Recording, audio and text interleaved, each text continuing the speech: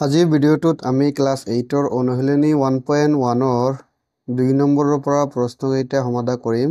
2 number প্ৰশ্নটো আছে কি যোগাত্মক বিপৰীত সংখ্যাবোৰ লিখা। প্ৰথম প্ৰশ্নটো আছে কি -7/9ৰ যোগাত্মক বিপৰীত লিখিব লাগে। যোগাত্মক বিপৰীত মানে কি ইয়াতে যেহেতু মাইনাসত আছে গতিকে মাইনাসটো প্লাসত লিখিব লাগিব আৰু প্লাস থাকিলে মাইনাসত লিখিব লাগিব। যোগাত্মক মানে যি চিহ্নটো আছে মাইনাস চিহ্ন থাকিলে তাৰ সংখ্যাটো সেম হ'ব আৰু চিহ্নটো খালি সলনি কৰি দিব লাগিব। তেনেহলে -7/9ৰ যোগাত্মক বিপৰীত কি হ'ব যেহেতু মাইনাসত আছে গতিকে ইয়াৰ আনসাৰটো হৈ যাব খালি 7/9 মাইনাসত আছিলে প্লাসত হ'ব। ঠিক তেনেকৈ বাকি প্ৰশ্নকেইটা কৰি লও।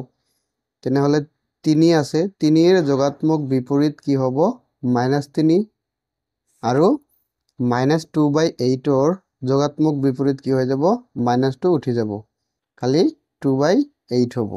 ঠিক তেনেকৈ 4 নম্বৰ প্ৰশ্নটো আছে 19/7 মাইনাসত আছে এটো প্লাসত দিলে হৈ যাব 19 তলত আছে 7 আৰু 5 নম্বৰ প্ৰশ্নটো কি আছে -a/c -a/cৰ যোগাত্মক বিপৰীত কি হ'ব -a/cৰ যোগাত্মক বিপৰীত হ'ব বিয়োগ চিহ্নটো খালি উঠি যাব a/c।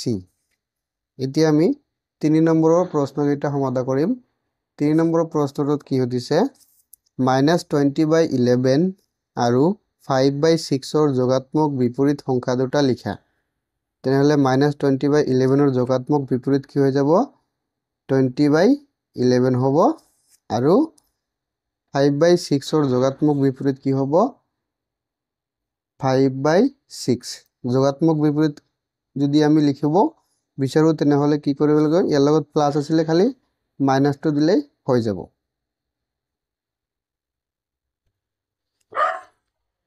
তাৰ পিছত 4 নম্বৰ প্ৰশ্নটো সমাধান কৰিম। 4 নম্বৰ প্ৰশ্নটো আছে গুণাত্মক বিপৰীত সংখ্যাবোৰ লিখা।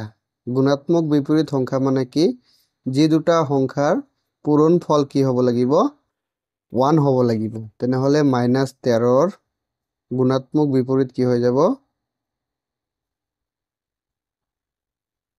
গুণাত্মক বিপৰীত হ'ব কি হ'ব -13ৰ গুণাত্মক বিপৰীত হৈ যাব 1/-13 হৈ যাব।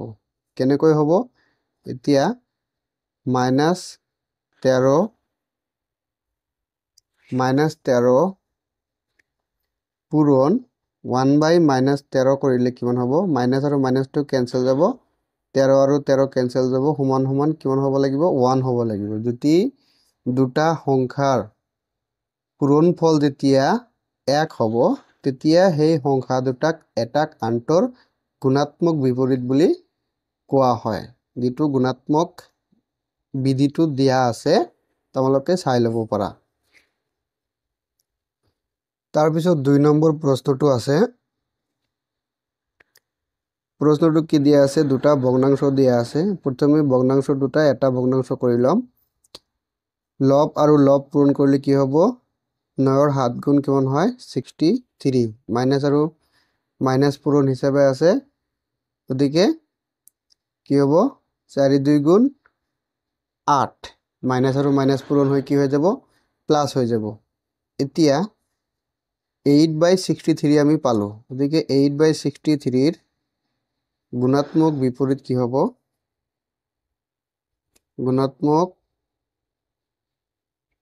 বিপৰীত হ'ব এটো কি কৰিব লাগিব যেতিয়া এটাক চেঞ্জ কৰি দিব লাগিব 63/8 এটো হৈ যাব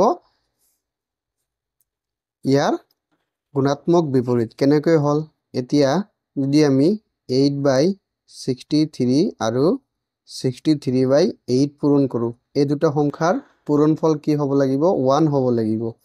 8ৰ লগত 8 কেনসেল 63ৰ লগত 63 কেনসেল হৈ পেলাই কিমান হল 1 হল। যেতিয়া দুটা সংখ্যাৰ পূৰণফল 1 হ'ব তেতিয়া সংখ্যা দুটাক এটাক আনটোৰ গুণাত্মক বিপৰীত বুলি কোৱা হয়। তেনেহলে এই সংখ্যাটোৰ -4/9 পূৰণ -2/7 গুণাত্মক বিপৰীত কি হ'ব 63/8 হ'ব তাৰপিছত 3 নম্বৰ প্ৰশ্নটো তেনেদৰে কৰিম 3 নম্বৰ প্ৰশ্নটো হ'ল -2 পূৰণ 2/5 ইয়াতে লব আৰু লব হৰ আৰু হৰ পূৰণ কৰিলে 2 ৰ তলত মনে মনে 1 আছে গতিকে মাইনাস আৰু মাইনাসে পূৰণ হৈ মাইনাস হ'ব 2 ৰ 2 গুণ 4 আৰু 5 ৰ 1 গুণ 5 গতিকে কি আহিল সংখ্যাটো -4/5 এতিয়া -4/5 ৰ গুণাত্মক বিপৰীত হ'ব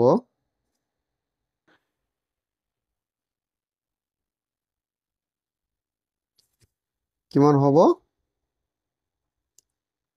-5/4 এটো আকৌ পৰীক্ষা কৰিম কেনেকৈ -4/5 পূৰণ -5/4 যদি পূৰণ কৰি দিও তেনেহলে কি হ'ব 5 ৰ লগত 5 কেনসেল 4 ৰ লগত 4 কেনসেল মাইনাস আৰু মাইনাস পূৰণ হৈ কি হ'ব প্লাস হ'ব বাকি থাকিল কিমান 1 নহলে যেতিয়া আমি দুটা সংখ্যা পূৰণ কৰি পূৰণফল যদি 1 পাও তেতিয়া হলে সংখ্যা দুটাক এটাক আন্তৰ গুণাত্মক বিপৰীত বুলি কোৱা হয় তেনেহলে -2 পূৰণ 2/5 ৰ গুণাত্মক বিপৰীত কি হ'ব -5/4 তাৰ পিছত এতিয়া আহিল কিমান 4 নম্বৰ প্ৰশ্ন 4 নম্বৰ প্ৰশ্নটো আছে -1 ৰ গুণাত্মক বিপৰীত কি হ'ব -1 ৰ গুণাত্মক বিপৰীত হ'ব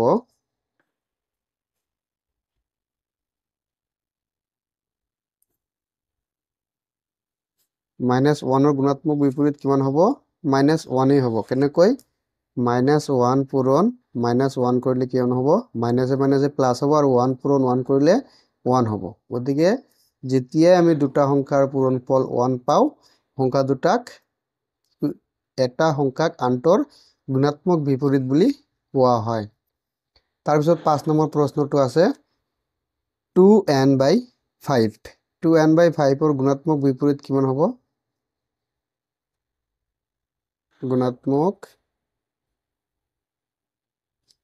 বিপৰীত হ'ব যেতিয়া ভগ্নাংশ থাকিব ভগ্নাংশটো আমি কি কৰিম লবটো হৰ আৰু হৰটো লব কৰি দিলে আনসাৰটো ওলাই যাব সিধাকৈ তেতিয়া হলে 5/2n হ'ব এতিয়া পৰীক্ষা কৰি চাও 2n/5 পূৰণ 5/2n 5 ৰ লগত 5 কেনসেল 2n ৰ লগত 2n কেনসেল বাকি থাকিল কিমান 1 যেতিয়াই দুটা সংখ্যাৰ পূৰণফল 1 পাম তেতিয়া সংখ্যা দুটাক এটাক আন্তৰ গুণাত্মক বিপৰীত বুলি কোৱা হয় আশা কৰিছো তোমালোকে অংককেইটা বুজি পাইছা যদি অংককেইটা ভালদৰে বুজি পাইছা তেনেহলে চেনেলটো সাবস্ক্ৰাইব কৰিবা আৰু ভিডিওটো কেনেকুৱা লাগিছে কমেন্ট কৰি জনাবা